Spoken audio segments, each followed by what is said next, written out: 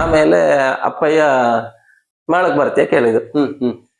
ನನಗೂ ಅದ್ರ ಬಗ್ಗೆ ಆಸಕ್ತಿ ಇತ್ತು. ಆಯ್ತಂದೆ. ಸರಿಯಾಗಿ ಅವರೊಟ್ಟಿಗೆ ಕಲ್ತಿ, ಎಲ್ಲರೊಟ್ಟಿಗೆ ಕಲ್ತದ್ದು. ನಾನ್ ಕರ್ಕೊಂಡು ಹೋಗಿದ್ರ, ನೋಡಿದ್ರ ನಾನ್ ಬಹಳ ಸಣ್ಣ ಇದ್ದೆ ಅವಾಗ. ಈ 4 ಸ್ಟೀಲ್ ಪಾವ್ಲೆ ಬರುತ್ತಲ್ಲ, ಸ್ಟೀಲ್ 4 ಆ ಸ್ಟೀಲ್ ಪಾವ್ಲೆ ದಿನಾ ಒಂದೊಂದು 32 ದಿನಕ್ಕೂ 32 ಪಾವ್ಲೆ ಕೊಟ್ಟಿದ್ರು ನಿಮ್ಗೆ. ಹೌದು, ಒಂದು ಪ್ಯಾಕೆಟ್ ಮಾಡ್ಕೊಂಡ್ ಬಂದಿದ್ದೇನೆ. ಅದು ನೋಡಿದ ಬಾರಿ ನೆನಪು.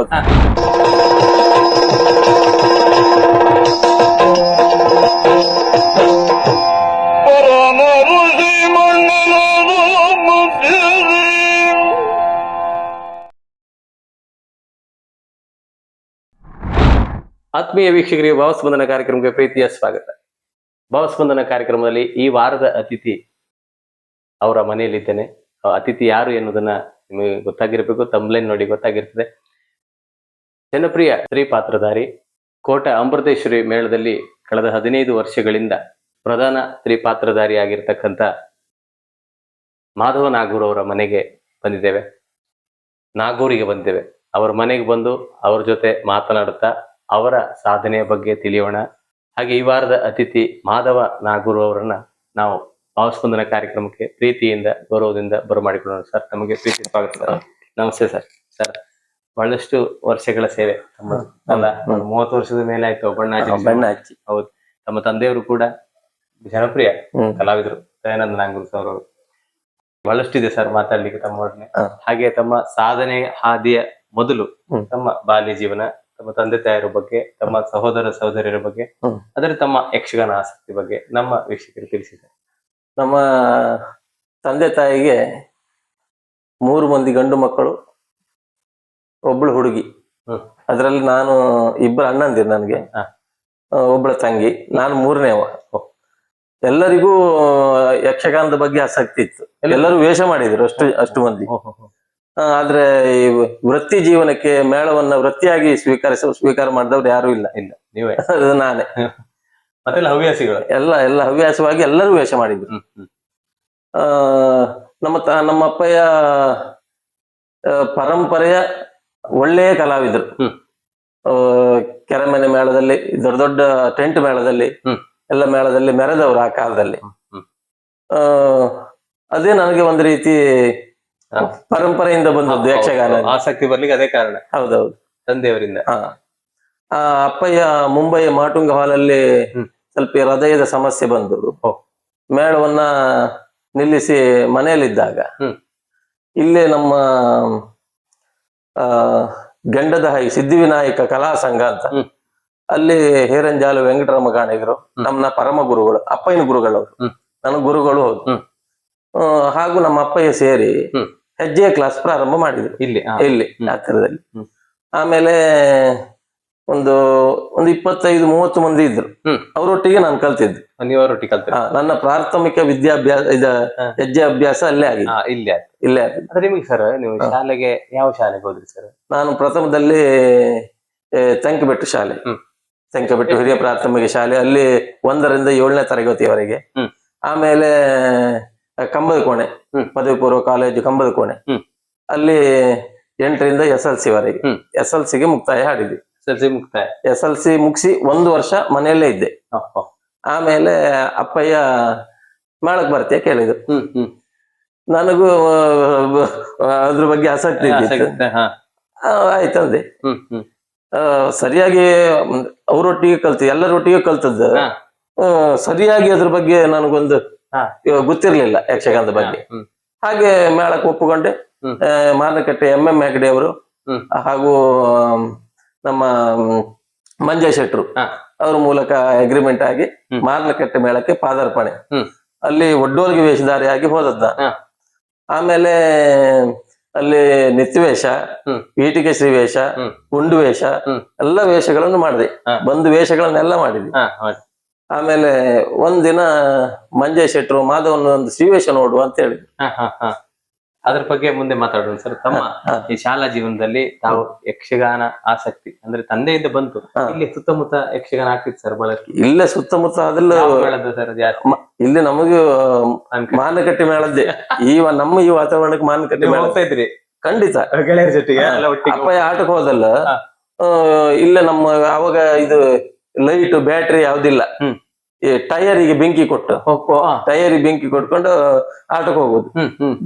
ಬೆಳಿಗಿನ ತನಕ ಆಟ ಅಲ್ಲ, ಒಂದು 7 ಗಂಟೆಗೆ ಹೋದ್ರೆ ನಾವು ಬೆಳಿಗ್ಗೆ ಮನೆ ಬರೋದು ಬೆಳಿಗ್ಗೆ 6 ಗಂಟೆ. ಅಷ್ಟು ನೋಡುದೇ? ಹೌದು, ಅಷ್ಟು ನೋಡುದು. ಆಗ ಯಾರಿದ್ರು ಸರ್ ನಿಮ್ಮ ವೇಷಧಾರಿಗಳು ಮಾನಕಟ್ಟಿ ಮೇಳದಲ್ಲಿ? ಆಗ ದೊಡ್ಡ ದೊಡ್ಡ ಕಲಾವಿದರೆಲ್ಲ ಇದ್ದಿದ್ರು.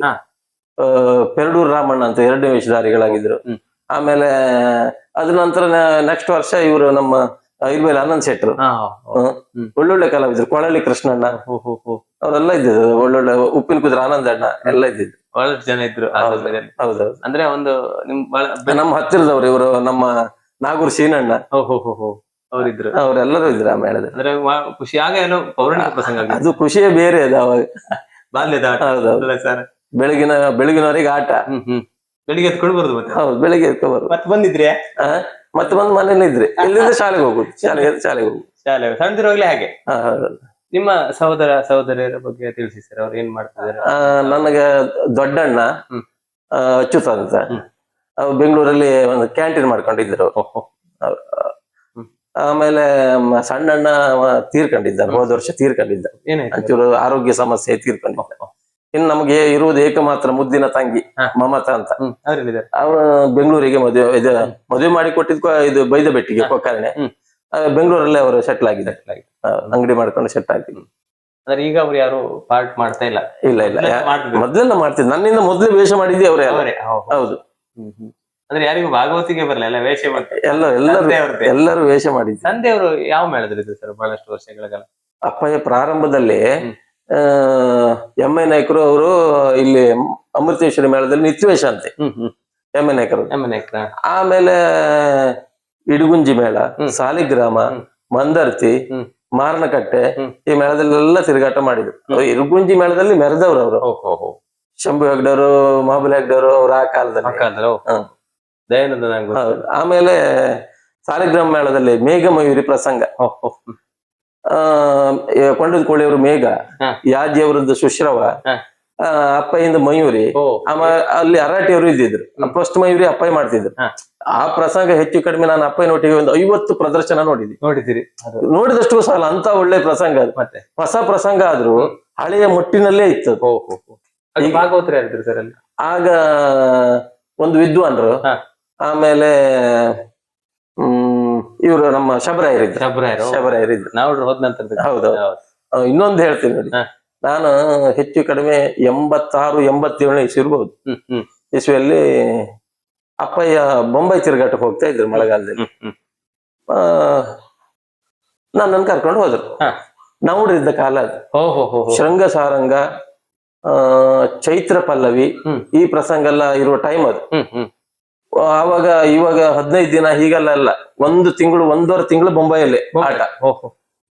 ನಾನ್ ಕರ್ಕೊಂಡು ಹೋಗಿದ್ರ, ನೋಡಿದ್ರ ನಾನ್ ಬಹಳ ಸಣ್ಣ ಇದ್ದೆ ಅವಾಗ. ಈ 4 ಸ್ಟೀಲ್ ಪಾವಲಿ ಬರುತ್ತಲ್ಲ, ಸ್ಟೀಲ್ 4 ಆ ಸ್ಟೀಲ್ ಪಾವಲಿ ದಿನಾ ಒಂದೊಂದು 32 ದಿನಕ್ಕೂ 32 ಪಾವಲಿ ಕೊಟ್ಟಿದ್ರು ನಂಗೆ. ನಿಮ್ಗೆ? ಹೌದು, ಒಂದು ಪ್ಯಾಕೆಟ್ ಮಾಡ್ಕೊಂಡ್ ಬಂದಿದ್ದೇನೆ. ಅದು ನೋಡಿದ ಬಾರಿ ನೆನಪು. ಹೌದು, ದಿವಸ ಒಂದೊಂದು ಕೊಡುದೇ. ಸುಮ್ಮನೆ ನಾನು ಕರೋದು ಮಾಣಿ ಅಂತ ಕರೋದು, ಹೆಸರಲ್ಲಿ ಕರೋದಿಲ್ಲ. ಮಣಿ ಬಾ ತಗೋ, ಇದೆ ಇಷ್ಟೇ ಪ್ರೀತಿ ಮಕ್ಕಳು. ಅಷ್ಟು ಅದು ಕೊಟ್ಟದ್ದು ಇದು. ಆಮೇಲೆ ಅವ್ರು ಭಾಗವತಿಗೆ ಮಾಡೋತ್ತಿಗೆ ಮಣಿ ಬಾ ನಿಂತ್ಕೊ, ಹಿಂಗ್ ನಿಂತ್ಕೊಂಡದ್ದು ಇತ್ತು. ಹೌದಾ? ಅಲ್ಲಿ ಮಾಡುವಾಗ ಹೌದು, ಹತ್ರ ಪಕ್ಕ ನಿಲ್ಸ್ಕೊಳ್ಳೋದು. ಅದೆಲ್ಲ ನಮ್ಗೆ ಒಂದು ಯಕ್ಷಗಾನಕ್ಕೆ ಎಳದ್ದು. ಅದೇ ನಾವ್ರು ಅವ್ರೊಟ್ಟಿಗೆ ಇದ್ದ ಒಂದು ಅಲ್ಲ, ಅವ್ರು ನೋಡಿದ್ದೆ ಒಂದು ಭಾಗ್ಯ ನಮ್ಗೆ. ನಿಜವಾಗಿ ನೋಡಿದ್ರಲ್ಲ ನೀವು, ಅದೇ ಸಂತೋಷ. ಹಾಗೆ ಬಾಲ್ಯದಿಂದಲೇ ಯಕ್ಷಗಾನ ಆಸಕ್ತಿ. ಹೌದು ಸರ್, ಯಕ್ಷಗಾನ ಆಸಕ್ತಿ ಬಂದು 10ನೇ ತರಗತಿಗೆ ಮುಕ್ತಾಯ ಆಡಿ. ಹೌದು, ಹಲವಾರು ಕಲಾವಿದ್ರು ಸರ್. ಈಗ ನಾನು ತುಂಬಾ ಜನ ನೋಡಿದ 10ನೇ ತರಗತಿಗೆ 9ನೇ ತರಗತಿಗೆ ನಿಲ್ಸಿ ಬಿಡ್ತಾರೆ. ಯಕ್ಷಗಾನ ಅಷ್ಟು ಹುಚ್ಚು. ಎಂತ ಕ್ರೇಜ್ ಸರ್. ನಿಜವಾಗಿ ನೀವು ಸೇರುವಾಗ ಇಷ್ಟು ಅದನ್ನ ಜನಪ್ರಿಯತೆ ಇರಲ್ಲ ಯಕ್ಷಗಾನ. ಇಲ್ಲ. ಇಷ್ಟು ಜನ ಈಗ ಬಹಳಷ್ಟು ಗೌರವ. ಅಲ್ಲ, ಅವಾಗ ಮೊಬೈಲೇ ಇಲ್ಲ. ಈಗ ಎಲ್ಲರ ಕೈಲಿ ಲ್ಯಾಂಡ್ ಫೋನ್ ಇದ್ದಿತ್ತು. ಈಗ ಬಹಳಷ್ಟು ಜನ ಬರ್ತಿದ್ದಾರೆ ಯಕ್ಷಗಾನ. ಹೌದೌದು. ಹಾಗೆ ಸರ್, ತಾವು ಮಾರನಕಟ್ಟೆ ಮೇಳಕ್ಕೆ ತಂದೆಯವರು ಸೇರಿಸಿ ಅಲ್ಲಿ ಮತ್ತೆ ನೀವು ನಿಮ್ಮನ್ನ ಸ್ತ್ರೀವೇಷ ಮಾಡಬೇಕು ಅಂತ ಮೇಳದ ಯಜಮಾನರು ಒಮ್ಮೆ ನೋಡುವ ಮಾಧವ ಅವರಿಂದ ಒಂದು ವೇಷ ನಂತರ ಎಂತ ಆಯ್ತು? ಅದಕ್ಕೆ ನನಗೆ ಸಹಕಾರ ಕೊಟ್ಟವರ ಅಪ್ಪಯ್ಯ ಮೇಳದಲ್ಲಿ ಇದ್ದಿದ್ರು. ನಂಗೆ ಅವ್ರ ಹೆದರಿಕೆ ಅವರಲ್ಲಿ ಕೇಳಲಿಕ್ಕೆ. ನಂಗೊಂದು ಪ್ರೀತಿಯ ಕಲಾವಿದರೊಬ್ರು ನಮ್ಮ ಮೊಳಲಿ ಕೃಷ್ಣಣ್ಣ ಅಂತ, ನಾವು ಮೊಳಲಿ ತಮ್ಮಣ್ಣ ಅಂತ ಕರೆಯುವುದು. ಅವರದ್ದೇ ವೇಷದ ಸಾಮಾನೆಲ್ಲ ನನಗೆ ಹಾಕಿ ನನ್ನನ್ನು ವೇಷ ಮಾಡಿಸಿ ಮಾನಕಟ್ಟಿ ಕ್ಷೇತ್ರ ಮತ್ ಮೇಲೆ ಕೊನೆಯಲ್ಲಿ ಒಂದು ಕಸಿ ವೇಷ ಬರುತ್ತೆ. ಆ ಕಸಿ ವೇಷವನ್ನ ಕೊಲ್ಲಂಬಿಕೆ ಅಂತ ಅದನ್ನ ನಾನು ಮಾಡಿಸಿದ್ರು. ಆಮೇಲೆ ಒಂದಿನ ಆದಿಮಾಯ ಮಾಡಿಸಿದ್ರು. ನಾನು ಆ ಮಾಡಿಸಿದ್ದೆಲ್ಲ ಪ್ರಥಮ ಪ್ರದರ್ಶನಕ್ಕೆ ಆಗ್ಬಹುದು ಅಂತ ಮಾಡಿದ್ದೆ, ಯಶಸ್ವಿ ಅಲ್ಲ ಆಗ್ಬಹುದು ಅಂತ ಭರವಸೆ ಮೂಡಿಸಿದೆ. ಆಮೇಲೆ ಈ ಕ್ಷೇತ್ರ ಮಾತ್ ಮೇಲೆ ಇವಾಗೆಲ್ಲ ಸ್ವಲ್ಪ ಕಟ್ ಮಾಡಿದ್ರೆ ತ್ರಿಶಕ್ತಿಗಳಂತ ಬರುತ್ತೆ, ಅದು ನಂದು ಕಾಯಂ ವೇಷ ಆಯ್ತು. ಕಾಯಂ ವೇಷ ಆಯ್ತು. ಹಾಗೆ ಮಾನಕಟ್ಟೆಯಲ್ಲಿ 3-4 ವರ್ಷ ಇದ್ದೆ. ಅಲ್ಲಿಂದ ಪೆರಡೂರು ಮೇಳಕ್ಕೆ ನನಗೆ ಕರೆ ಬಂತು. ಕರೆ ಬಂತಂದ್ರೆ ಅಪ್ಪಯ್ಯನೂ ಆ ವರ್ಷ ಮಾನಕಟ್ಟೆಯನ್ನು ಬಿಟ್ರು. ಅಪ್ಪನೂ ಇದ್ರು. ಯಾಕಂದ್ರೆ ಹೌದು, ಅವರು ಕೈಯ ಅದು ಮಾಡ್ರೆ ನಾನು ಪ್ರಹ್ಲಾದ, ಒಟ್ಟೊಟ್ಟಿ ವೇಷ ಆಯ್ತು. ಕುಶಲವನೂ ಆಯ್ತು, ಅವ್ರ ಸೀತೆ ಆಯ್ತು. ಆಮೇಲೆ ಅಗ್ನಿ ಪರೀಕ್ಷೆ ನಂದು ಲಕ್ಷ್ಮಣ, ಅವ್ರದ್ದು ಸೀತೆ. ಅದರ ತುಂಬಾ ವೇಷ ಮಾಡಿದ ಅಪ್ಪನೊಟ್ಟಿ. ಹೌದು. ಆಮೇಲೆ ಪೆರಡೂರು ಮೇಳಕ್ಕೆ ಅಗ್ರಿಮೆಂಟ್ ಆಯ್ತು. ಅಗ್ರಿಮೆಂಟ್ ಆಗಿ ಮಳೆಗಾಲ ತಿರುಗಿ ಅದು ಆಗ ಪೆರಡೂರು ಮೇಳದ ಅದ್ಭುತವಾಗಿ ಕಲಾವಿದರಿದ್ರು, ಎಂತೆಂತ ವೇಷಧಾರಿಗಳು. ಚೆನ್ನಪ್ಪ ಶೆಟ್ರು, ಆರ್ಗೋಡ್ ಮೋಹನ್ದಾಸ್ ಶೆಣಿಯವರು, ದೊಡ್ಡ ದೊಡ್ಡ ಕಲಾವಿದರು, ಕಣ್ಣಿಯರು, ದೊಡ್ಡ ದೊಡ್ಡ ಕಲಾವಿದರೆಲ್ಲ ಇದ್ರು. ಗೋಪಾಲಾಚಾರ್ಯರು, ತಾರೇಶ್ವರರು, ರಮೇಶ್ ಮಂಡರು. ಪೆರಡೂರು ಮೇಳದ ಬಗ್ಗೆ ಮುಂದಿನ ಎಪಿಸೋಡ್ ಅಲ್ಲಿ ಮಾತಾಡೋಣ ಸರ್. ಈ ಎಪಿಸೋಡ್ ನ ಇಲ್ಲಿಗೆ ಮುಗಿಸೋಣ. ನೀವು ಕಲ್ತ್ರಿ ಯಕ್ಷಗಾನ, ತಂದೆಯಿಂದಲೇ ಕಲ್ತ್ರಿ, ತಂದೆಯವರೇ ಕಲ್ಸಿಕೊಟ್ರು ಯಕ್ಷಗಾನವನ್ನು. ಇಲ್ಲೇ ನಿಮ್ಮ ಇದರಿಂದ ಕಲ್ತು ಮೇಳಕ್ಕೆ ಸೇರ್ತೀರಿ ಅಲ್ಲ ಸರ್? ಮಾನಕಟ್ಟೆ ಮೇಳದಲ್ಲಿ ಎಷ್ಟು ವರ್ಷ ಮಾಡಿದ್ರೆ? ಮಾನಕಟ್ಟೆ ಒಂದು 4 ವರ್ಷ. 4 ವರ್ಷ ಮಾನಕಟ್ಟೆ ಮೇಳದಲ್ಲಿ ಮಾಡಿ ಒಂದು ಸ್ತ್ರೀ ಪಾತ್ರಧಾರಿಯಾಗಿ ಅಂದ್ರೆ ಮೂಡಿ ಬಂದ್ರಿ. ಅಲ್ಲಿಂದ ನಂತರ ನೀವು ಪೆರಡೂರಿಗೆ ಸೇರ್ತೀರಿ. ಅದ್ರ ಬಗ್ಗೆ ಮುಂದಿನ ಎಪಿಸೋಡ್ ಅಲ್ಲಿ ಮಾತಾಡೋಣ. ಅದೇ ರೀತಿ ಉತ್ತಮ ರೀತಿಯಲ್ಲಿ ಮಾತನಾಡಿ ನಮಗೆ ಸಹಕರಿಸಿ ನಿಮ್ಗೆ ನಮ್ಮ ವೀಕ್ಷಕರ ಪರವಾಗಿ, ನಮ್ಮ ಚಾನೆಲ್ ಪರವಾಗಿ ಪ್ರೀತಿ ಧನ್ಯವಾದಗಳು. Thank you sir, thank you. ಆತ್ಮೀಯ ವೀಕ್ಷಕರೇ, ಇದಾಗಿತ್ತು ಮಾಧವ ನಾಗೂರು ಅವರ ಬಾಲ್ಯ ಜೀವನ, ಯಕ್ಷಗಾನ ಆಸಕ್ತಿ, ಪ್ರಥಮ ಮೇಳ ಯಾವ್ದಂದ್ರೆ ಮಾನಕಟ್ಟೆ ಮೇಳದಲ್ಲಿ 4 ವರ್ಷ ಸೇವೆ ಸಲ್ಲಿಸ್ತಾರೆ. ಅದೇ ತಂದೆಯವರೇ ಅವರಿಗೆ ಗುರುಗಳು. ತಂದೆಯವರು ಜನಪ್ರಿಯ ಯಕ್ಷಗಾನ ಸ್ತ್ರೀ ಪಾತ್ರಧಾರಿಗಳು. ಅವರು ಬಹಳಷ್ಟು ವರ್ಷಗಳ ಕಾಲ ಯಕ್ಷಗಾನ ರಂಗದಲ್ಲಿ ಸೇವೆ ಸಲ್ಲಿಸಿದವರು. ಅವರ ಮಗನಾಗಿ ಇವರು ಕೂಡ ಸ್ತ್ರೀ ಪಾತ್ರಧಾರಿಯಾಗಿ ಈಗ ಬಹಳಷ್ಟು ವರ್ಷಗಳಿಂದ ಮಿಂಚುತ್ತಾ ಇದ್ದಾರೆ. ಅವರ ಬಾಲ್ಯ ಜೀವನ, ಅವರ ತಂದೆ ತಾಯಿಯರ ಬಗ್ಗೆ, ಅವರ ಸಹೋದರ ಸಹೋದರಿ ಬಗ್ಗೆ ನಿಮ್ಗೆ ತಿಳಿಸಿದ್ದೇವೆ. ಹಾಗೆ ಮುಂದಿನ ಎಪಿಸೋಡ್ ಅಲ್ಲಿ ಅವರ ಮುಂದಿನ ಸಾಧನೆ ಹಾದಿ ಏನಾಗಿತ್ತು ಅನ್ನೋದನ್ನ ನಾವು ತಿಳಿಸ್ಲಿಕ್ಕಿದ್ದೇವೆ. ವೀಕ್ಷಿಸಿದ ತಮ್ಗೆಲ್ಲರಿಗೂ ಪ್ರೀತಿಯ ಧನ್ಯವಾದ ತಿಳಿಸುತ್ತಾ ಮುಂದಿನ ಎಪಿಸೋಡ್ ಅಲ್ಲಿ ಮತ್ತೆ ನಿಮ್ಮ ಭೇಟಿ ಆಗ್ತೇವೆ. ನಮಸ್ಕಾರ.